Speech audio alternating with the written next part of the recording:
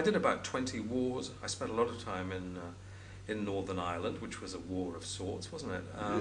A lot of time in Beirut, the Iranian Revolution, attempted coups all over Africa, the war in Rhodesia, Zimbabwe, and so on.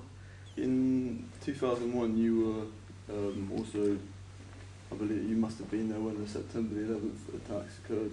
Yes. What was your experience of that? I was in the theatre, actually, Really? on the South Bank at a matinee. And I just got in, because I'd done the morning programme, and got in and listened to the PM programme, and I was, you know, you're trying to piece together what was happening. It just sounded absolutely incredible. I was just staggered by it. And I went in as usual the next day for my shift, you know, because they don't rush people in and change everything usually, because it's important to keep continuity, and a story of that kind is going to be going on for so many days. You know, you want to keep people rested and refreshed. Sure thing. So I didn't have anything to do with it on the day. Right, because we did come across some interesting things to do with World Trade Center Building 7 that collapsed on 9/11, and basically sort of claims that the BBC had reported a collapse of that building in advance of its actual collapse. I don't know that. I haven't heard that one. Right. I mean, the BBC is a big organisation. I suppose it's possible. I'm surprised I haven't heard it. Have you heard of World Trade Center Building 7? Or No. no? Okay. Because I mean, we've seen footage of yourself reporting the collapse of that building, and that has been time coded as 23 minutes in advance of its actual deterioration. You may remember Jane Stanley. Yes, I know. Yes, I know she was a reporter there. Yeah. On September the 11th, you were in BBC World Studio. Yes. And news came in. I think you were the first not the first, but you said, we're hearing reports now that the Salomon Brothers building has collapsed. Do you not remember that? I don't remember it, no. Right. My memory is not my strongest suit, Okay, and there was cool. so much going on. I really don't remember the sequence worries. of events. Yeah. Well, basically, this is. I'm glad to talk to you because we're not here to antagonise you. But basically, this building was a 47-storey steel structured building, the Salomon Brothers building, and it collapsed roughly at about 23 minutes past 5 New York time on September the 11th. And it was... I wasn't in the studio, I'm sure, that day. I didn't go in. Not on 9/11? No. As I said, I was in the theatre in the afternoon, and then we drove straight home, and I came back for my shift the following day. That's my recollection. Now, more on the latest building collapse in New York. You might have heard a few moments ago, I was talking about the Salomon Brothers building collapsing. And indeed it has. Apparently that's only a few hundred yards away from where the World Trade Center towers were. And it seems that this was not a result of a new attack. It was because the building had been weakened during this morning's attacks. We'll probably find out more now about that. And in about, I think it was about 2006, it emerged, this piece of footage emerged, actually of you and Jane Stanley. And a lot of people said, hold on a minute, in the video of Jane reporting the collapse of the building, you can actually see the Salomon Brothers building behind her. We'll probably find out more now about that from our correspondent, Jane Stanley. Jane, what more can you tell us about the Salomon Brothers building and its collapse? As you can see behind me, the Trade Center appears to be still burning. We see these huge clouds of smoke and ash, and we know that behind that there's an empty piece of what was a very familiar New York skyline, a symbol of the financial prosperity of this city.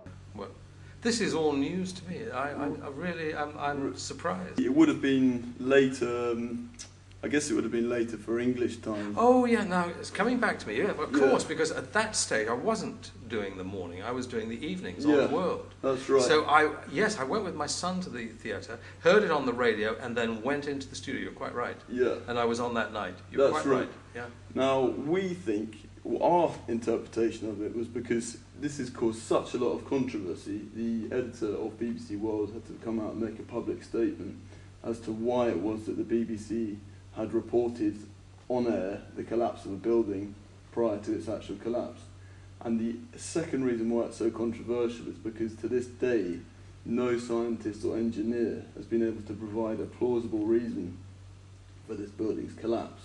And in fact, the National Institute of Standards and Technology report states that even the most plausible scenario is highly unlikely.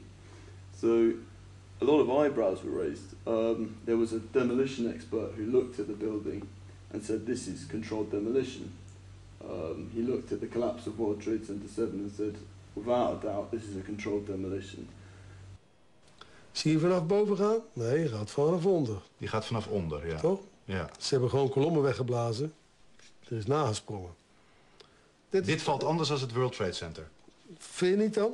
Ja, je ziet het, de onderste verdiepingen gaan eerst. Ja, en de rest zakt er gewoon in. Dus dit is controlled demolition. Zeker weten? Zeker weten. Er is nagesprongen. Dit is in opdracht gebeurd. Dit heeft een team gedaan van experts. Maar dit is ook op 11 september gebeurd. Dezelfde dag? Dezelfde dag. Dezelfde dag? Weet je dat zeker? Ja.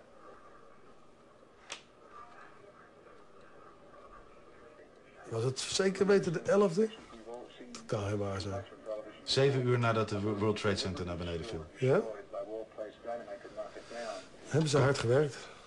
This sounds so significant. I'm just amazed I didn't know about this. We can, I mean, if you like, we can supply you with material information about this, because I think from your perspective it would be good, your time's running out, it would be good to know about this, because this is one of the anomalies of 9/11, and that event was so significant that it deserves further investigation.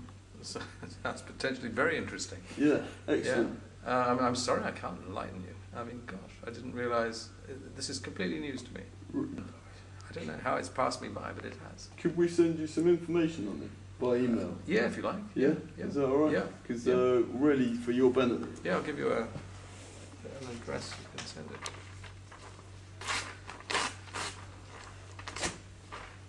So is there no official explanation? No, none at all. In fact, the National Institute of Standards and Technology were due to publish a report in 2007 as to why the building collapsed. And they've had to delay it until 2009. And what did the BBC statement say then? BBC statement, the editor's statement, which is online, said... They'd lost the tape. Yeah, they'd lost the original footage. I sense that you think there's a conspiracy here, but well, you might be right.